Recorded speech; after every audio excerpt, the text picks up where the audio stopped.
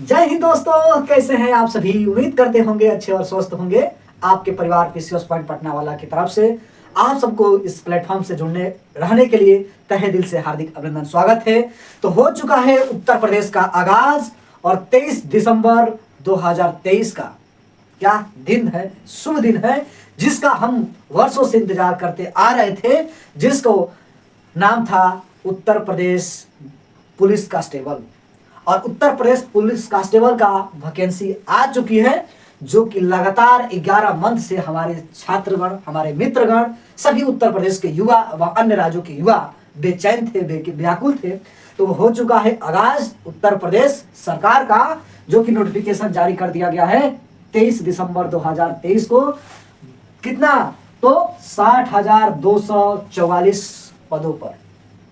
और आज की सेशन में बात करेंगे हम संपूर्ण इसकी जो प्रोसीजर है, किस प्रकार से फॉर्म ऑनलाइन किया जाएगा, उसका फी कितना होगा, हाई जंप कितने, शारीरिक मानदंड क्या होगा, उसका लिखित पेपर जो मेंस होगा, सॉरी जो इसका रिटेन होगा किस लेवल का होगा, उसका सिलेबस क्या है, पूरी प्रक्रिया संपूर्ण मात्र हम 10 मिनट से 15 मिनट के अंदर हम जानकारी प्राप्त करेंगे।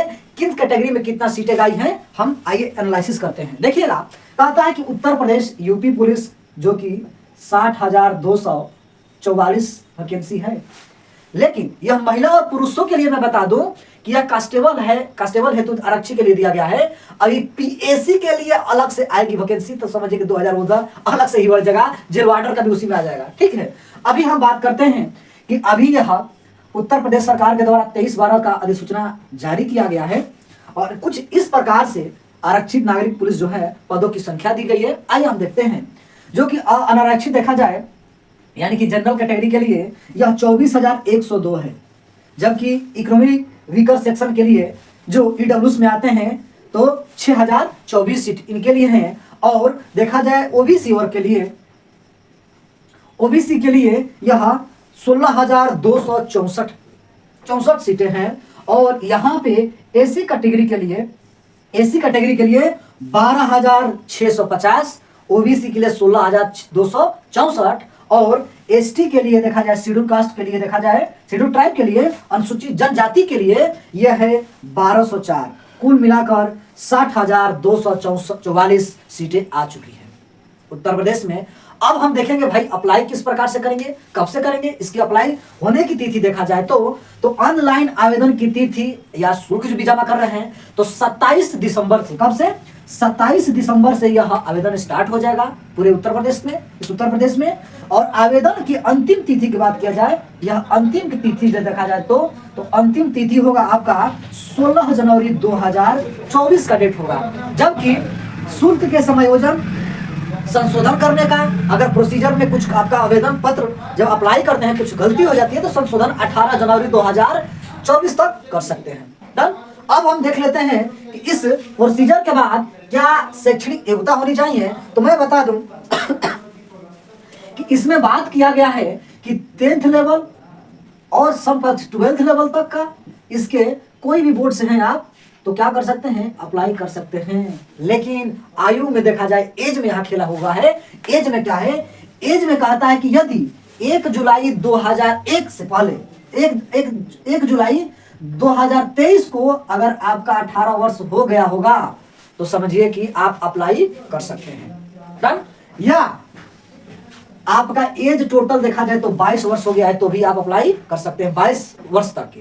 अंतिम अगर देखा जाए तो 2 जुलाई 2001 से पहले आपका 18 हो गया हो, या 1 जुलाई 2005 के बाद अगर होता है आपका एज 5 के बाद बर्थ हुआ है, जन्म हुआ है, तो आप अप्लाई नहीं कर सकते हैं। लेकिन यहाँ पे एक अपवाद हो जाएगा, फीमेल। क्या है?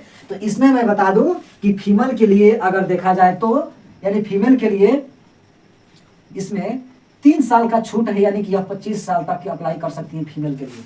डन। इसके बाद अगर देखा जाए लिखित परीक्षा, तो लिखित परीक्षा भैया क्या होगा? ऑफलाइन होगा, ऑफलाइन होगा।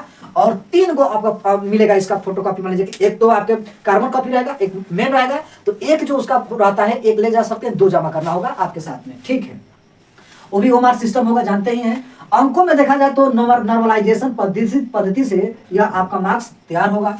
ठीक। और बात करते हैं एप्लीकेशन फी का, तो एप्लीकेशन फी आपका क्या होगा, तो सभी कैटेगरी के लिए 400 रुपया। यही सरकार यहाँ थोड़ा गड़बड़ कर देती है कि जो 185 के बम 135 के बम रहता था, ये सभी कैटेगरी के जनरल से लेकर SC ST, schedule caste, schedule tribe, OBC सभी के लिए देखा जाए तो एक ही यह शुल्क किए हैं 400 रुपया सभी को। ठीक, और मैं एक बता दूं इसमें निगेटिव मार्किंग है, उसका सिलेबस क्या है मैं दिखा दूंगा। ठीक है, 1/3 है। कहता है कि अगर शारीरिक मापन परीक्षण देखा जाए तो पुरुष में समान ओबीसी, ईडब्ल्यूएस और शेड्यूल कास्ट की अगर हाइट कहे तो ऊंचाई कहे तो कितनी होनी चाहिए, 168 सेंटीमीटर होनी चाहिए।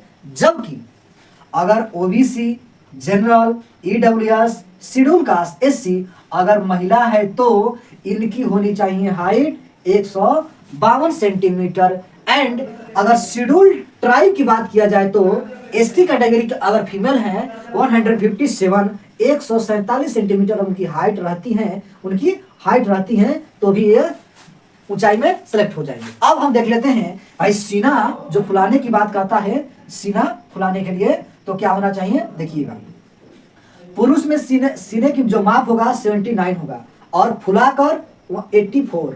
और एसटी कैटेगरी ये किसके लिए है, OBC, general, EWS, schedule caste कितना 79 सेंटीमीटर फुलाकर 84। जबकि पुरुष वर्ग में एसटी कैटेगरी का 77 रहेगा नॉर्मल और फुलाकर 82। और महिलाओं में नील है, इसमें ये नहीं मांगा है। ठीक है, आगे हम बात करते हैं कि वजन कितना होना चाहिए। पुरुषों को तो नहीं दिया है लेकिन महिलाओं में होनी चाहिए कम से कम आपका कितना होना चाहिए, 40 केजी तो होना ही चाहिए। दौड़ की बात किया जाए तो इसमें दौड़ देखा जाए तो इसमें पुरुष की कितनी है और महिला की कितनी है, 4.8 किलोमीटर, यानी कि 5 किलोमीटर मान कर चलिए ये हो जाता है 4 किलोमीटर 800 मीटर। ठीक, ये आपको 25 मिनट में, ओनली मात्र 25 मिनट में आपको सफर तय करना है अपने जीवन की महत्तम ऊंचाइयों पर जाने हेतु। साथ ही साथ अगर हम फीमेल में देखें तो यहाँ पे 2.4 यानी कि 2.5 के आसपास मान के चलिए 2.5 किलोमीटर आसपास 14 मिनट में, मात्र कितने 14 मिनट में आपको ये दौड़ लगाना है और अपने लाइफ को आगाज कर देना है। इतना ही नहीं, ये तो शारीरिक मापदंड हुआ। अगर फिजिकल की बात, अगर रिटेन की बात किया जाए तो आप सब राइट डाउन कर लिए होंगे तो मैं आप स्क्रीनशॉट मार लीजिए। मैं और चीजें कुछ बताना चाहूंगा सिलेबस के बारे में इधर से। चलिए अब देखते हैं हम किस प्रकार से कहां से कितना क्वेश्चन पूछेगा और इसका स्ट्रेटजी क्या होनी चाहिए। बालक बैठ जाओ। ठीक है, अब देखते हैं यहाँ पे हम इसका सिलेबस क्या है। सिलेबस क्या है तो देखिएगा, जीएस का जो पर्सन है, जीएस के पर्सन में है, जीएस के पोर्शन में एक और चीज बता दूं यहाँ पे क्या क्या है। देखिएगा, समान ज्ञान में देखा जाए तो यह बड़ी महत्वपूर्ण भूमिका अदा कर रहा है समान ज्ञान वाला। ठीक, पहले इसको देख लीजिए कि जीएस में आपका 38 क्वेश्चन होगा, प्रत्येक क्वेश्चन 2 नंबर के होंगे। ठीक, यानी कि 76। उसके बाद अगर देखते हैं हम मैथ के अगर देखा जाए तो मैथ में आपका 38 37 के आसपास रहेगा, ये भी 2 नंबर का रहेगा, ये भी 76 नंबर। ठीक, इसके बाद अगर रीजनिंग के देखा जाए तो रीजनिंग में आपका रहेगा 37 और ये भी कितना क्वेश्चन रहेगा, 37 क्वेश्चन 2 नंबर के, 7 दूना के 14, 3 दूना 6 7 74 नंबर के। इसके बाद देखते हैं हिंदी, समान हिंदी, और हिंदी में जो देखा जाए तो हिंदी में भी कितना नंबर का रहेगा, 38 नंबर का रहेगा। और मान के चलिए कि ये भी कितना हो जाएगा आपका 76 हो जाएगा। ठीक, और उसके बाद मैथ हो गया, रीजनिंग हो गया, हिंदी हो गया, यही ना है। हाँ, हिंदी में 37 नंबर का रहेगा, 37 क्वेश्चन आएगा, 74 नंबर का, ये 300 मार्क्स का रहेगा। और आपका ये कितना रहेगा, 150 क्वेश्चन रहेगा, 150 क्वेश्चन 300 मार्क का। टाइम पीरियड पूछे तो आपका टाइम पीरियड रहेगा 2 आवर्स, 2 आवर्स रहेगा, यानी कि 2 घंटा रहेगा। ठीक है, अब हम देखते हैं कि इसकी स्ट्रेटजी क्या होनी चाहिए, इसकी रणनीति क्या होनी चाहिए। जीएस से कहां से क्वेश्चन पूछेगा आप देखिएगा। जीएस से आपका सामान्य विज्ञान आएगा। पहले देखिए यहाँ पे सामान्य ज्ञान में सबसे पहले सामान्य विज्ञान को महत्ता दिया है। हिस्ट्री में केवल आपको अगर देखा जाए तो हिस्ट्री दिया है भारत का इतिहास, भारत के इतिहास दिया है तो आप एंशिएंट ना पूछेगा, मिडिवल नहीं, ना के बराबर ये आधुनिक भारत के इतिहास से क्वेश्चन उठाएगा, आधुनिक भारत के इतिहास से क्वेश्चन उठाएगा। और भारतीय संविधान, भारतीय संविधान यानी कि पूरे संविधान में जो है 22 अनुच्छेद 22 भाग में से टोटल क्वेश्चन पूछेगा, लेकिन ज्यादातर यह फंडामेंटल डीपीएसपी के इर्द गिर्द ही नाचता रहता है। ये देखने का हम प्रयास करेंगे संविधान में। इकोनॉमी में देखा जाए तो बजट से एवं सर्वे से क्वेश्चन पूछता है और मुख्य जो दिया जाता है शब्दावली उससे क्वेश्चन पूछता है। अर्थव्यवस्था भी रहेगा, कल्चर हमारी संस्कृति क्या है वो भी रहेगा, वाणिज्य व्यापार ये भी होना चाहिए, जनसंख्या से क्वेश्चन पूछेगा तो जनसंख्या, एक तो भारत की जनसंख्या और दूसरी उत्तर प्रदेश जनसंख्या भी पढ़ना पड़ेगा। इन्वायरमेंट हमको पर्यावरण पूछेगा, नगरीकरण ये सब उत्तर प्रदेश से स्पेशल होगा। भारत का भूगोल और विश्व का भी भूगोल पूछ सकता है, पूछेगा। प्राकृतिक संसाधन जो हो रहे हैं हमारे नेचुरल जो संसाधन है, उत्तर प्रदेश शिक्षा संस्कृति एजुकेशन और कल्चरिंग जो हमारे उत्तर प्रदेश स्पेशल के लिए आ गया है जो जीएस में होगा। सामाजिक प्रथा से, ठीक, सामाजिक प्रथा से क्वेश्चन पूछेगा। उत्तर प्रदेश में राजस्व की क्या महत्ता है इससे पूछेगा।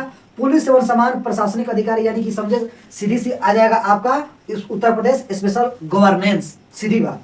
एवं विशिष्ट जानकारी पूछेगा, व्यवस्था क्या है, मानवाधिकार क्या है, एक आंतरिक सुरक्षा, आतंकवाद, भारत और भारत के पड़ोसी देश से क्या रिलेशनशिप है, जो संबंध है भारत का वो पूछ सकता है। उसके बाद राष्ट्रीय एवं अंतर्राष्ट्रीय लेवल के करंट अफेयर्स और साथ ही साथ पुस्तक और उसके लेखक, सम्मान और पुरस्कार और देश और उसकी राजधानियां एवं उसके मुद्रा, देश के मुद्रा का नाम और जो महत्वपूर्ण दिवस है ये भी क्वेश्चन पूछेगा, ठीक है। टोटल और अनुसंधान, साइंस एंड टेक्नोलॉजी, रिसर्च सब पूछेगा। पुस्तक लेखक बता दिया, सोशल मीडिया कम्युनिकेशन स्किल जो दे रहा है, ये सब मिला जुला कर अगर हम देखें ना, मिला जुला कर देखें तो जीएस का जो सब्जेक्ट हो रहा है, मान लीजिए कि साइंस हो रहा है, हिस्ट्री हो रहा है, ज्योग्राफी हो रहा है, पॉलिटी हो रहा है, ठीक, और इकोनॉमिक्स हो रहा है। सभी से अगर देखा जाए तो 5 के रेशियो मानकर चलिए, 5 के रेशियो में चलेंगे तो 25 क्वेश्चन हो गया। और 25 क्वेश्चन के बाद मेरा बचा 12 क्वेश्चन, 13 क्वेश्चन। तो यह current affairs plus current affairs के साथ साथ क्या हो जाएगा, UP special plus current affairs से क्वेश्चन उठा देगा, यानी 35 तरह से, इस तरह से क्या हो जाएगा, 38 हो जाएगा क्वेश्चन, ठीक। मैथ से जो है इसका सिलेबस दिया हुआ है, वहीं जो मैथ का साधारण ब्याज लाभ हानि जो आप सबको हर कंपटीशन में देखते हैं ये इंपोर्टेंस है। और रीजनिंग में जो है नॉन वर्बल दोनों आता है। हिंदी बहुत इजी है, देख लीजिएगा सिलेबस इसका जो इस प्रकार से दिया है कि विलोम, ठीक ना, समास, द्वंद्व, तत्सम, तद्भव, ये सब जो बेसिक चीजें हैं यहीं से क्वेश्चन ये पूछेगा हिंदी से।